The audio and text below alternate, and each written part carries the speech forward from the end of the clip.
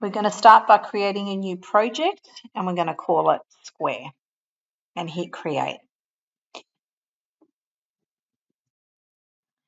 Next, we're going to use the onStart block that already exists on the screen.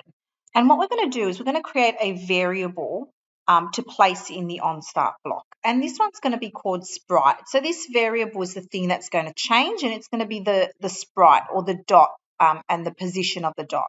Once we've created it, we're going to use the set sprite to 0 block.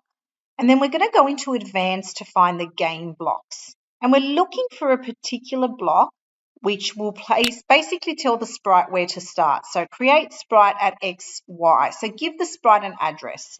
And so the address of the sprite is 0, 0. So X0, Y0. And you'll see it creates the sprite at the top of the screen there. And so what we're going to do is code the sprite to walk around the edge of the screen. Next, we're going to grab an input block and we're going to use on button A. So I want my sprite to move when I press button A.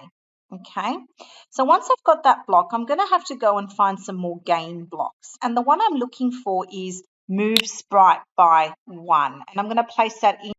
Once I've done that, I'm going to go into basic and I'm going to get a pause block and I'm going to place that underneath the move sprite green block because I want my sprite to move and pause so it slows down. Next, I'm going to go into the loops menu and I'm going to grab a repeat 4 times block and I'm going to move those 2 blocks inside the repeat block. So I want those 2 actions to repeat 4 times so that the sprite moves around the edge of the screen.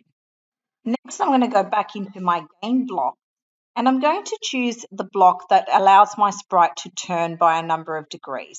I'm going to place that underneath the loop and I'm going to change the existing degree value to 90 degrees. Finally, I'm going to go back into my loops menu and I'm going to get another repeat 4 times and I'm going to put the entire stack inside the first repeat block. So basically it'll repeat everything inside the stack. And you can see when I run my code, my sprite walks around the edge of the screen.